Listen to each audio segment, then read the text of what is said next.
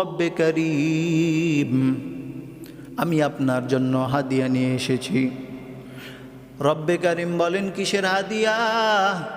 রহমতের নবী বলেন, আত্তাহিয়াতু লিল্লাহি ওয়াসসালাওয়াতু ওয়াত-তাইয়্যিবাত। রব্বে করিমকে বলেন, ও রব্বে করিম, আমি যত ইবাদত করেছি হাতের দ্বারা, অন্তর দ্বারা, সব ইবাদত আপনার জন্য আমি হাদিয়া নিয়ে আসলাম। সুবহানাল্লাহ। এখন আপনারা বলবেন যে আল্লাহকে রাসূলুল্লাহ গিয়া কি সালাম করছে? কারণ রাসূলুল্লাহ কেন সালাম করবে? কেন সালাম করবে না? এটার কারণ আছে। সালাম অর্থ হচ্ছে কি? আসসালামু আলাইকুম ওয়া রাহমাতুল্লাহ, আপনার উপর শান্তি এবং রহমত বর্ষিত হোক। এখন যদি গিয়ে আল্লাহকে বলা হয়, আল্লাহ আসসালামু আলাইকুম ওয়া রাহমাতুল্লাহ, তার মানে কি? আল্লাহ আপনার উপর শান্তি এবং রহমত বর্ষিত হোক। কিন্তু রহমত দেনেওয়ালা কে? আল্লাহ। সব শান্তির মালিক আল্লাহ। এখন আমি যদি আল্লাহকে গিয়ে বলি আসসালামু আলাইকুম, আপনার উপর শান্তি বর্ষিত হোক, তাহলে এটা বুকামি ছাড়া আর কিছুই না। আলহামদুলিল্লাহ, আলহামদুলিল্লাহিল্লাযী জাআলাশ শামসা ওয়াল কমারা বিহুসবান ওয়ান নাজমা ওয়াশ শাজারা ইয়াসজুদান وفضل زمانا على زمان كما فضل مكانا على مكان وإنسانا على إنسان ونشهد أن لا إله إلا الله وحده لا شريك له لا ضد له ولا ند له ولا مثل له ونشهد أن سيدنا وسندنا وحبيبنا وحبيب ربنا وطبيبنا وطبيب قلوبنا ومولانا محمدا عبده ورسوله صلى الله تعالى عليه وعلى آله وأصحابه وبارك وسلم تسليما كثيرا كثيرا. أما بعد، فأعوذ بالله من الشيطان الرجيم. بسم الله الرحمن الرحيم. سبحان الذي أسرى بعبده ليلا من المسجد الحرام إلى المسجد الأقصى الذي باركنا حوله لنريه من آياتنا إنه هو السميع البصير.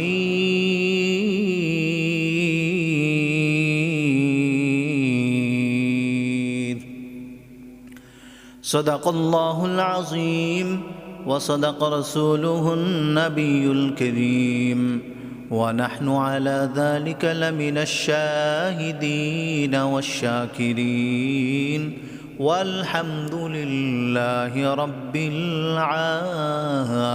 العالمين. الحمد لمن قدر خيرا وقبالا، الحمد لمن قدر خيرا وخبالا، والشكر لمن صور حسنا وجمالا، والشكر لمن صور حسنا وجمالا. فرد صمد عن صفة الخلق بريء، فرد صمد عن صفة الخلق بريء، رب أزلي خلق الخلق كمالا رب أزلي خلق الخلق كمالا لا ضد ولا ند ولا حد لمولاه لا ضد ولا ند ولا حد لمولاه الآن كما كان ولم يلق زوالا الآن كما كان ولم يلق زوالا مولاي صل وسلم دائما أبدا مولاي صل وسلم دائما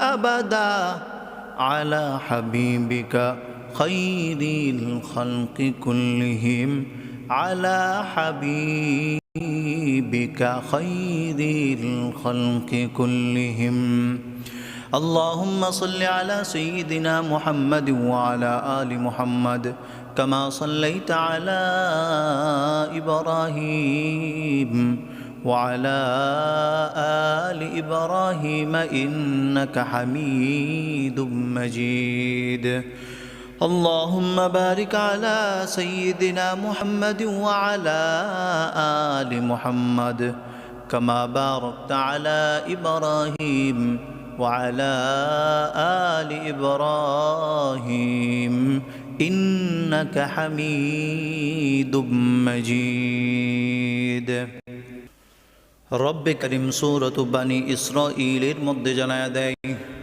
سبحان الذي أسرى بعبده ليلا من المسجد الحرام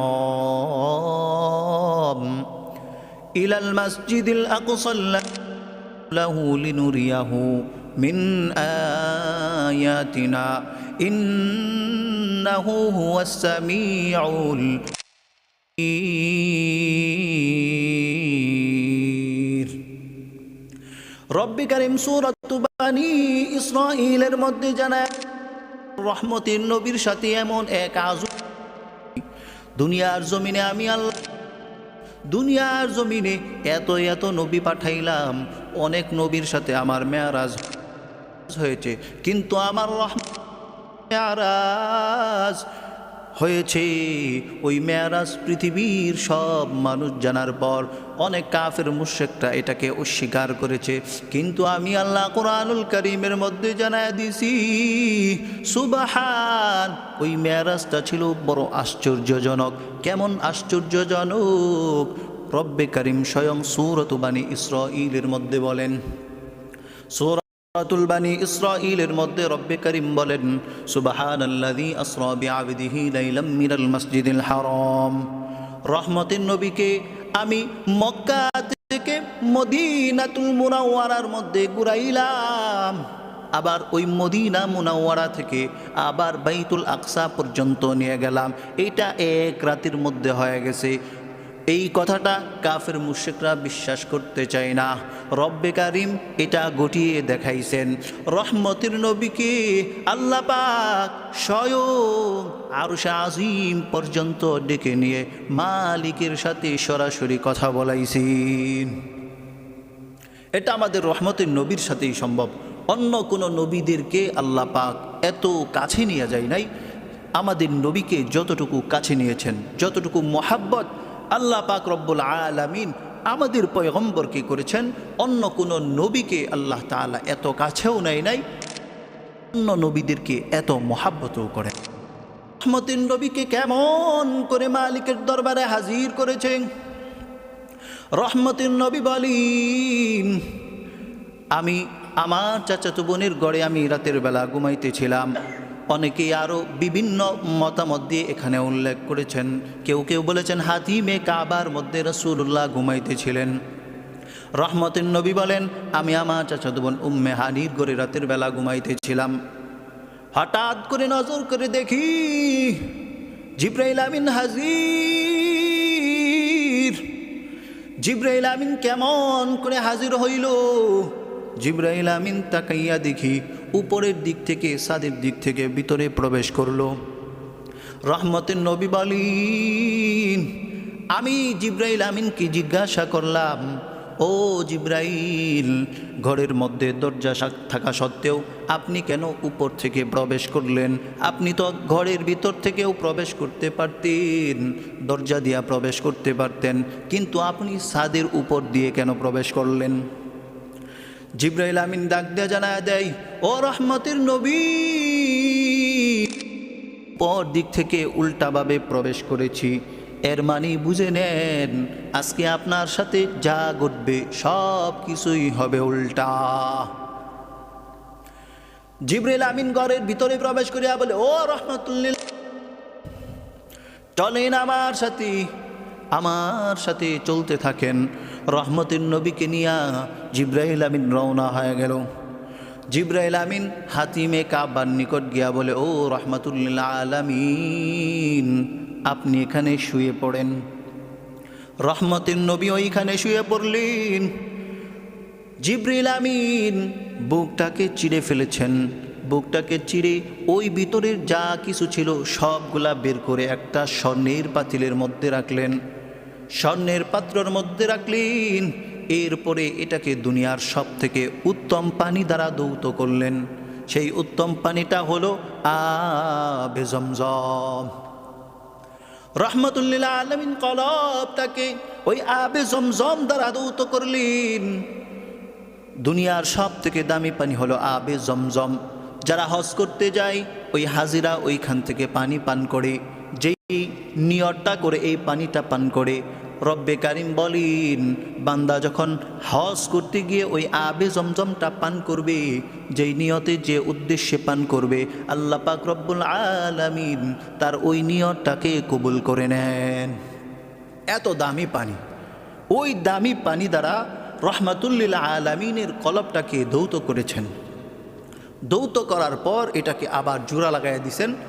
জোড়া লাগাইয়া দেওয়ার পর রহমাতুল্লিল আলামিন কোনো কষ্টও পায় নাই, কোনো ব্যথাও অনুভব করতে পারে নাই, এবং সুন্দরভাবে এটাকে ফিটিং করে দিয়েছেন। এরপরে 1400 বছর আগের এই বিষয়টা এখন বর্তমান সময়ের ডাক্তাররা এটাকে যখন চিন্তা করলো যে রহমাতুল্লিল আলামিনের সার্জারি হয়েছে, ওপেন হার্ট সার্জারি, যেটা বর্তমান সময়ে এখন আমরা ওপেন হার্ট সার্জারি বলে যেটাকে আমরা জানি, এটা হয়েছিল 1400 বছর পূর্বে, 1450 বছর পূর্বে রাসূলুল্লাহর সাথে এই ঘটনাটা ঘটেছিল। এখন বর্তমান সময়ের ডাক্তাররা এটাকে গবেষণা করে বের করেছে, রাসূলুল্লাহকে অপারেশন করানোর পর রাসূলুল্লাহ জীবিত ছিলেন। এর মানে বোঝা যায় আমরাও যদি এটার পিছনে গবেষণা করি তাহলে মানুষ মৃত্যুবরণ করবে না, বরং মানুষের জন্য বড়ই উপকার হবে। এই জন্য ডাক্তাররা এটাকে গবেষণা করে এখন এটাকে ওপেন হার্ট সার্জারি বলা হয়। এটা পেয়েছে কোথা থেকে? ওই যে রহমাতুল্লিল আলামিনের শক্কে সদর থেকে বর্তমান সময়ের ডাক্তাররা এটাকে পেয়েছে।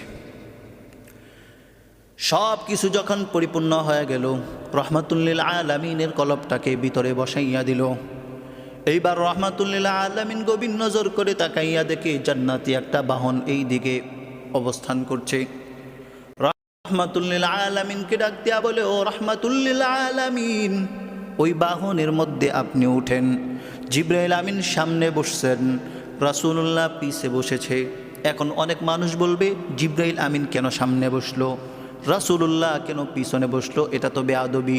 কিন্তু দুনিয়ার জমিনে যে যত বড় ব্যারিস্টারই হোক না কেন, যে যত বড় এমপি মন্ত্রী হোক না কেন, গাড়ির ড্রাইভার সামনেই বসবে, আর যত বড় নেতাই হোক না কেন সে গাড়ির পিছনে বসবে। কথা বলেন ঠিক কিনা? এটাই হচ্ছে নিয়ম। কি নিয়ম? যদি এমপি মন্ত্রী থাকে তাহলে ড্রাইভার অবশ্যই সামনে বসবে এবং পিছনের সিটে বসবে যিনি এমপি মন্ত্রী যেই হোক না কেন, সে পিছনের সিটেই বসতে হবে। এইবার রহমাতুল্লিল আলামিনকে নিয়ে রওনা হয়ে গেল। বুরাক দিয়ে আরোহণ করে চলতেছে এক চোখের পলকে রহমাতুল্লিল আলামিন এক প্রান্ত থেকে আরেক প্রান্তই চলে গেল। যখন জিবরাইল আমিন ওইখানে গিয়ে থেমে গেল, জিবরাইল আমিন যখন থেমে গেল, রহমাতুল্লিল আলামিন ওখানে 2 রাকাত সালাত আদায় করলেন। 2 রাকাত নামাজ আদায় করলেন ওই জায়গার মধ্যে। যখন নামাজ শেষ হয়ে গেল, এইবার জিবরিল আমিনকে ডাক দেয়া বলে, ও জিবরিল, এই জায়গার নাম কি?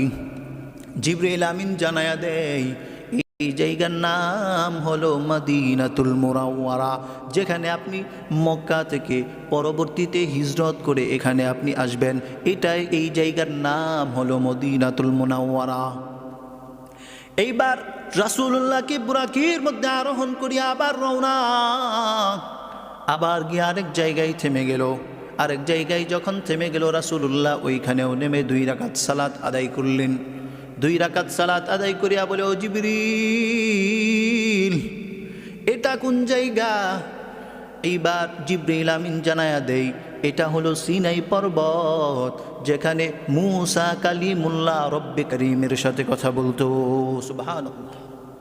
এটা হলো সিনাই পর্বত, যেখানে মূসা কালিমুল্লাহ আল্লাহর সাথে কথা বলতেন। এটাই হলো সেই পর্বত। এইবার রাহমাতুল লিল আলামিনকে নিয়ে আবার রওনা, রাহমাতুল লিল আলামিনকে নিয়ে রওনা হয়ে গেল। এইবার সুজা এক জায়গায় গিয়া স্টপ হয়ে গেল।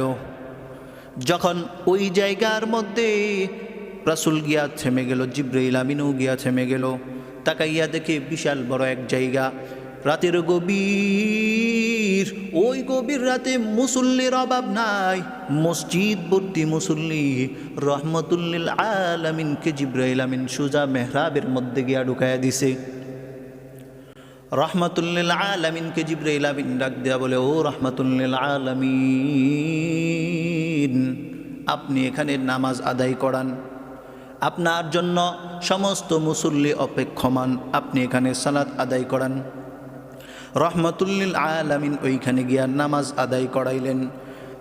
নামাজ আদায় শেষ করিয়া জিবরাইল আমিনকে ডাক দেয়া বলে, ও জিবরিল, এখানে এত মুসল্লি কেন? এত গভীর রাতে এত মুসল্লি কেন?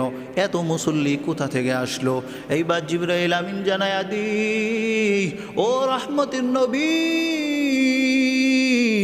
আপনার পিছনে যত মুসল্লি নামাজ আদায় করেছে, আল্লাহ পাক রব্বুল আলামিন আপনার পূর্বে যত নবী দুনিয়ার জমিনের মধ্যে পাঠাইছে, ঈসা নবী, মূসা নবী, যত পয়গম্বর আল্লাহ দুনিয়ার জমিনে পাঠাইছে, আদম থেকে আপনার আগ পর্যন্ত সব নবীকে আল্লাহ বাইতুল আকসার মধ্যে একত্রিত করেছেন। আর আপনি হবেন ইমামাতুন নবীন। আল্লাহ বলেছেন সব নবীদের সর্দার হলেন আপনি, এই জন্য আপনাকে সালাত আদায় করার জন্য সব নবীকে একত্রিত করেছেন। সুবহানাল্লাহ।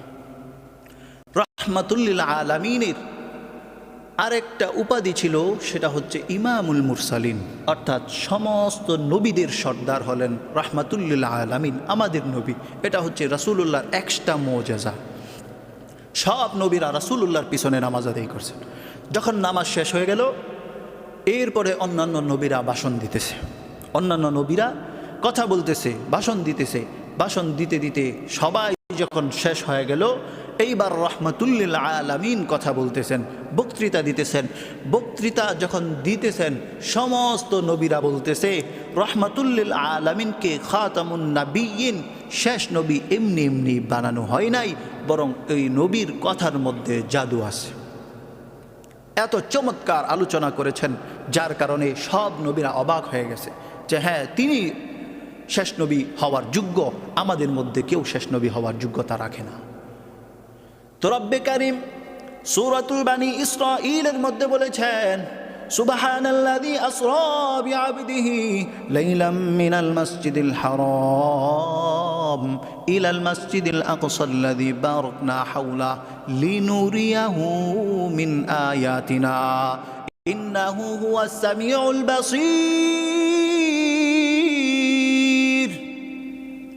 আল্লাহ বলেন, এমন এক আশ্চর্য ঘটনা আমি আমার রহমতের নবীর সাথে ঘটাইলাম, যেটা আমি অন্য কোনো নবীর সাথে ঘটাই নাই। কেমন ঘটনা? আমি আমার রহমতের নবীকে মক্কা থেকে মদিনায় সফর করাইলাম, ওই মদিনা থেকে আবার বাইতুল আকসা পর্যন্ত সফর করাইলাম। কেন করাইলাম? লিনুরিয়াহু মিন আয়াতিনা। ওই রহমতের নবীকে আমি আমার নিদর্শনগুলা দুনিয়ার জমিনে ঘুরাইয়া ঘুরাইয়া আমার বন্ধুকে আমি দেখাইলাম। এইবার দুনিয়ার সফর শেষ হয়ে গেছে। এইবার দুনিয়ার সফর শেষ হয়ে গেছে। এই বুরাক নামক যে বস্তুটা ছিল, যেটার মধ্যে দিয়ে আল্লাহ পাক রব্বুল আলামিন রহমতের নবীকে দুনিয়ার জমিনে সফর করাইছেন, ঘুরাইছেন, ওই বাহনের নাম হচ্ছে বুরাক। এটার বড় হচ্ছে, অনেকেই বলেন এটার খচ্চরের থেকেও বড়, গাদার থেকে ছোট, এমন একটা বাহনে রাসূলুল্লাহকে আরোহণ করানো হয়েছে, সওয়ার করানো হয়েছে, পৃথিবীটাকে এভাবে ঘুরে দেখানো হয়েছে। এরপরে দুনিয়ার জমিন ঘোরা শেষ। এইবার জিবরাইল আমিন বলে, ও রহমতের নবী, দুনিয়ার সফর আপনার শেষ হয়ে গেছে, এবার চলেন আকাশে ঊর্ধ্ব জগতে সফর। রহমতের নবীকে সিঁড়ির মধ্যে উঠায়া দিল। মেয়ারাজ নামের শাব্দিক অর্থই হচ্ছে সিঁড়ি। রহমতের নবীকে সিঁড়ির মধ্যে করে আসমানের দিকে রওনা।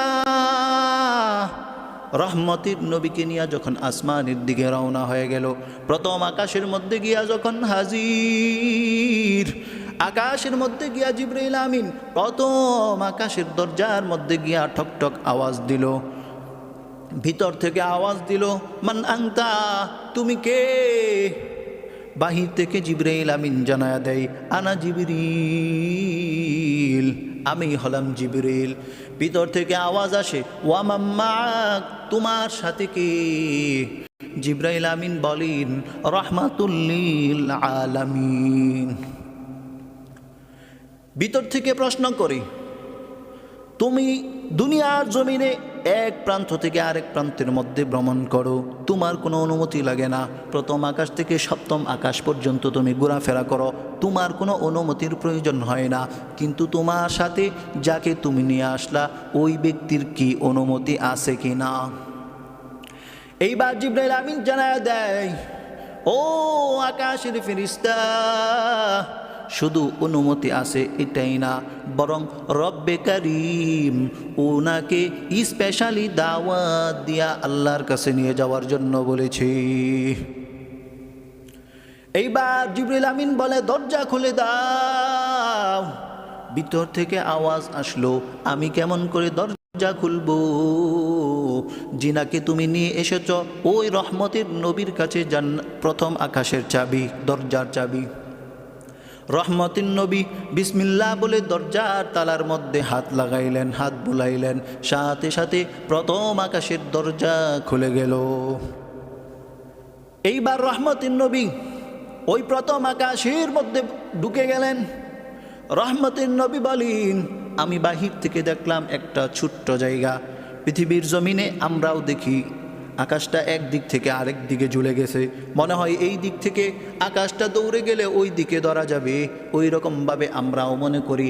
রহমাতুল্লিল আলামিন বলেন, আমিও ভেবেছিলাম ওই আকাশটা মনে হয় অনেকটা ছোট, কিন্তু ভিতরে দেখি 500 বছরের রাস্তা, এত বড় প্রথম আকাশ। এইবার প্রথম আকাশ ভ্রমণ করে আমি দ্বিতীয় আকাশের দিকে রওনা। দ্বিতীয় আকাশের দিকে আমি যখন উঠলাম, উঠে দেখি ওইখানেও 2টা তালা লাগানো। ওই 2টা তালার মধ্যে আমি আবার বিসমিল্লাহ পড়লাম, বিসমিল্লাহ বলে হাত স্পর্শ করলাম, ওই 2টা তালাও খুলে গেল। এইবার দ্বিতীয় আকাশ আমি ভ্রমণ করলাম। এইভাবে তৃতীয় আকাশ, এইভাবে চতুর্থ আকাশ, এইভাবে পঞ্চম আকাশ, এইভাবে ষষ্ঠ আকাশ, এইভাবে সপ্তম আকাশ পর্যন্ত আমি ভ্রমণ করলাম। এইবার সপ্তম আকাশে গিয়া দেখি ইব্রাহিম আলাইহি ওয়াসাল্লাম বাইতুল মামুরের সাথে হেলান দিয়া বসা। বাইতুল মামুর কি? বাইতুল মামুর হলো পৃথিবীর জমিনে আল্লাহ পাক রব্বুল আলামিন একটা কাবা বানাইছেন, যেই কাবা সমস্ত মানুষের হৃদয়ের স্পন্দন। যেই কাবা দেখার জন্য মানুষ লক্ষ লক্ষ টাকা খরচ করে ওইখানে যায়, ওই কাবা দেখার জন্য, মালিকের নৈকট্য হাসিল করার জন্য। আকাশের মধ্যেও রব্বে কারিম এমন এক কাবা বানাইছেন ফিরিস্তাদের জন্য, ওই কাবার নাম হলো বাইতুল মামুর। রহমতের নবী বলেন, আমি ওইখানে গিয়া দেখি বাইতুল মামুরের সাথে হেলান দেওয়া অবস্থায় ইব্রাহিম খলিলুল্লাহ। ওই বাইতুল মামুরের মধ্যে প্রত্যেক দিন 70,000 ফিরিস্তা এটার মধ্যে তাওয়াফ করেন, এবং যেই ফিরিস্তা একদিন তাওয়াফ করেছে কিয়ামত পর্যন্ত আর কোনো দিন সুযোগ হবে না। আল্লাহ পাক রব্বুল আলামিন এত অসংখ্য ফিরিস্তা আল্লাহ তাআলা বানিয়েছেন, আর কোনো দিন সুযোগ পাবে না তাওয়াফ করার জন্য যে ফিরিস্তা একবার তাওয়াফ করেছে। এইবার রহমাতুল আলামিনকে সিদরাতুল মুনতাহা পর্যন্ত ঘুরে দেখানো হলো। সব কিছু ভ্রমণ করে এইবার আরও উপরের দিকে ওঠা শুরু হয়ে গেল। অনেকটা উপরে যখন উঠতেছে, গিয়া দেখে অন্ধকার, ওই অন্ধকার পেরিয়ে আগুন। রহমতের নবী বলেন, ওই আগুনের ভিতর দিয়ে আমাকে নিয়ে যাওয়া হয়েছে, কিন্তু গভীর নজর করে দেখলাম ওই আগুন আমার শরীরের মধ্যে একটু ফোঁটাও স্পর্শ করে নাই। আল্লাহু আকবার। ওই রহমতের নবী বলেন, ওই আগুন যখন আমি পার হয়ে গেলাম, আবার উপরে দেখি পানি, ওই পানির ভিতর দিয়ে আমাকে নিয়ে যাওয়া হয়েছে, কিন্তু গভীর নজর করে দেখি শরীরে এক ফোঁটা পানিও আমার গায়ের মধ্যে লাগে নাই। এরপরে আমাকে আবার উপরের দিকে ওঠানো হয়েছে। উপরের দিকে উঠে যখন এইবার রব্বে কারিম বলেন, ও রহমতের নবী, রহমতের নবী আপনি সুজা ভিতরে প্রবেশ করেন। রহমতের নবীর পায়ের মধ্যে স্যান্ডেল ছিল, রহমতের নবী স্যান্ডেলটা খুলে ভিতরে প্রবেশ করতে চাইলেন। মালিক জানায় দি, ও রহমতের নবী, সব নবী আমার আশিক, সব নবী আমাকে মহাব্বত করি, কিন্তু আমি আল্লাহ স্বয়ং আপনাকে আমি মহাব্বত করি, সুতরাং জুতা খোলার প্রয়োজন নাই, আপনি জুতা নিয়েই প্রবেশ করেন। আল্লাহু আকবার। এইবার রহমতের নবী জুতা নিয়েই ভিতরে প্রবেশ করলেন। ভিতরে যখন প্রবেশ করলেন, ভিতরে প্রবেশ করে দেখে একটা তক্তা, ওই তক্তাটার নাম হলো লৌহে মাহফুজ। ওই তক্তাটার নাম লৌহে মাহফুজ। ওই তক্তার মধ্যে আমাদের বর্তমান যে কোরআনুল কারীম আছে, সবটুকু কোরআনুল কারীম ওই তক্তার মধ্যে আল্লাহ পাক রব্বুল আলামিন লিখে রাখছেন। সুবহানাল্লাহ। এটাকেই বলা হয় লৌহে মাহফুজ। সারা জীবন খালি শুনলাম আল্লাহ পাক লৌহে মাহফুজে কোরআন সংরক্ষণ করে রেখেছেন, কিন্তু এই লৌহে মাহফুজটা কি অনেকেই জানি না। তো আজকে শিখে নেন, বুঝে নেন। লৌহে মাহফুজ হচ্ছে আল্লাহ পাক আরশে আজিমের ভিতরে একটা তক্তা রেখেছেন, ওই তক্তার মধ্যে আমাদের কোরআনকে আল্লাহ সংরক্ষণ করেছেন। লৌহুন মানে তক্তা, মাহফুজ মানে সংরক্ষণ, এটাকেই বলা হয় লৌহে মাহফুজ। এইবার রব্বে কারীমের সাথে কথা হলো। রহমতের নবী রব্বে কারীমের সাথে কথা বললেন, সব সুখ দুঃখের আলাপ করলেন। ও রব্বে কারীম, আমি আপনার জন্য হাদিয়া নিয়ে এসেছি। রব্বে কারীম বলেন, কিসের হাদিয়া? রহমতের নবী বলেন, আত্তাহিয়াতু লিল্লাহি ওয়াস সালাওয়াতু ওয়াত তাইয়্যিবাত। রব্বে কারীমকে বলেন, ও রব্বে কারীম, আমি যত ইবাদত করেছি হাতের দ্বারা, অন্তর দ্বারা, সব ইবাদত আপনার জন্য আমি হাদিয়া নিয়ে আসলাম। সুবহানাল্লাহ। এখন আপনারা বলবেন যে আল্লাহকে রাসূলুল্লাহ গিয়া কি সালাম করছে? কারণ রাসূলুল্লাহ কেন সালাম করবে? কেন সালাম করবে না? এটার কারণ আছে। সালাম অর্থ হচ্ছে কি? আসসালামু আলাইকুম ওয়া রাহমাতুল্লাহ, আপনার উপর শান্তি এবং রহমত বর্ষিত হোক। এখন যদি গিয়ে আল্লাহকে বলা হয় আল্লাহ আসসালামু আলাইকুম ওয়া রাহমাতুল্লাহ, তার মানে কি? আল্লাহ আপনার উপর শান্তি এবং রহমত বর্ষিত হোক। কিন্তু রহমত দেনেওয়ালা কে? আল্লাহ। সব শান্তির মালিক আল্লাহ। এখন আমি যদি আল্লাহকে গিয়ে বলি আসসালামু আলাইকুম, আপনার উপর শান্তি বর্ষিত হোক, তাহলে এটা বুকামি ছাড়া আর কিছুই না। এই জন্য রাসূলুল্লাহ সুজা গিয়ে বলতেছে, আত্তাহিয়াতু লিল্লাহি ওয়াস সালাওয়াতু ওয়াত তাইয়্যিবাত। ও রব্বে কারীম, আমি আপনার জন্য হাদিয়া নিয়ে আসলাম। আমি আপনার জন্য হাদিয়া নিয়ে আসলাম। কেমন হাদিয়া? আল্লাহর পয়গম্বর বলেন, আত্তাহিয়াতু লিল্লাহি ওয়াস সালাওয়াতু ওয়াত তাইয়্যিবাত, আমার হাতের দ্বারা আমার অন্তর দ্বারা যত ইবাদত আমি আল্লাহ করলাম, আমি রহমতের নবী করলাম, সব কিছু আপনার জন্য হাদিয়া। এইবার রব্বে কারীম বলেন, আসসালামু আলাইকা আইয়ুহান নাবিয়্যু। রহমতের নবীকে রব্বে কারীম স্বয়ং বলতেছেন, আসসালামু আলাইকা আইয়ুহান নাবিয়্যু ওয়া রাহমাতুল্লাহি ওয়া বারাকাতুহু। আল্লাহু আকবার। রহমতের নবীকে আল্লাহ জানায় দি, ও রহমতের নবী, আমি আল্লাহ আপনাকে স্বয়ং আমি নিজে সালাম প্রদান করলাম। আল্লাহু আকবার বলবেন না? আল্লাহ পাক স্বয়ং রহমতুল লিল আলামিনকে সালাম প্রদান করেছেন। এখন মজার কথা হলো, রহমতুল লিল আলামিন এই সালামটাকে কেমনভাবে গ্রহণ করেছেন? রহমতুল নবী বলেন, আসসালামু আলাইনা। রহমতুল নবী বলেন, আসসালামু আলাইনা ওয়া আলা ইবাদিল্লাহিস সালিহিন। রহমতের নবী বলেন, ও আমার মালিক,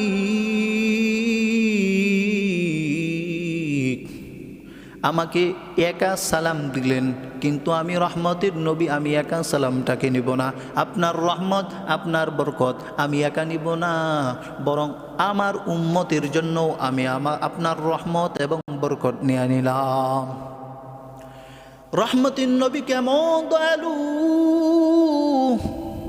রহমতের নবী দুনিয়ার জমিনে থাকতে বান্দাদেরকে বলে নাই, আরশে আজিম পর্যন্ত মালিকের সাথে সাক্ষাৎ।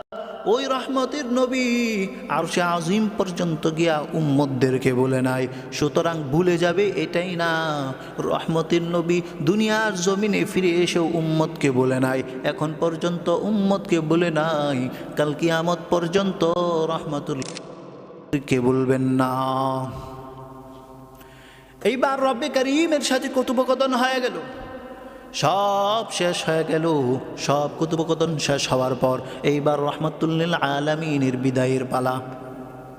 রহমতুল লিল আলামিন রব্বে কারীমকে বলেন, ও রব্বে কারীম, আপনার সাথে আমার মেয়ারাজ হয়ে গেল, আপনার সাথে আমার কথা হইল। এখন কথা হচ্ছে, আমি যখন দুনিয়ার জমিনে চলে যাব, আমার উম্মত আপনার সাথে কেমনে কথা বলবে? আল্লাহ পাক জানায় দে, আসসালাতু মিরাজুল মুমিনিন। ও রহমতের নবী, আমি আপনাকে কিছু হাদিয়া দিতেছি, ওই হাদিয়া যখন মুমিন বান্দা আদায় করবে, তাহলেই আপনার উম্মতের সাথে আমার মেয়ারাজ হয়ে যাবে। আল্লাহু আকবার। এইবার রব্বে কারীম জানায় দেয়, ও রহমতের নবী, আপনার উম্মতের জন্য আমি 50 ওয়াক্ত নামাজ দিলাম। কয় ওয়াক্ত? 50 ওয়াক্ত নামাজ আল্লাহ পাক উম্মতদেরকে দিলেন। রহমতের নবীকে বললেন, এটা আপনাকে হাদিয়া দিলাম। রহমতের নবী হাদিয়া পাইয়া বড় আনন্দিত হয়ে গেল, বড় খুশি হইয়া যখন আসতেছে, ফিরে আসতেছে, প্রতিমধ্যে মূসা পয়গম্বরের সাথে সাক্ষাৎ। মূসা পয়গম্বর বলে, ও রহমতের নবী, কোনো নবীকে আল্লাহ পাক সরাসরি আরশে আজিম পর্যন্ত ডাকে নাই, আপনাকে ডেকেছে।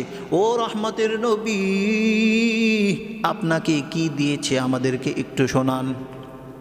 রহমতের নবী বলেন, ও মূসা কালিমুল্লাহ, আমি রব্বে কারীমের দরবারে গিয়েছিলাম, মালিকের সাথে কথা হয়েছে, অনেক কথা হয়েছে, অনেক সময় ওনার সাথে আমার কথা হয়েছে। কথা শেষ করে এইবার রব্বে কারীম আমাকে একটা হাদিয়া দিয়েছেন। হাদিয়াটা কি? মূসা কালিমুল্লাহকে বলে, আল্লাহ পাক আমাকে 50 ওয়াক্ত নামাজ দিয়েছেন। মূসা কালিমুল্লাহ এই কথা শোনার পর বলে, হায় হায়, এটা কি করলেন? 50 ওয়াক্ত নামাজ নিয়ে আসলেন, আপনার উম্মত 50 ওয়াক্ত নামাজ পড়তে পারবে? আমার উম্মত এত শক্তিশালী ছিল, এত সয় সম্পত্তি ছিল, সব কিছু তাদেরকে আল্লাহ তাআলা বাড়ায় বাড়ায় দিছেন, এরপরেও আমার উম্মত নামাজ পড়তে পারে নাই।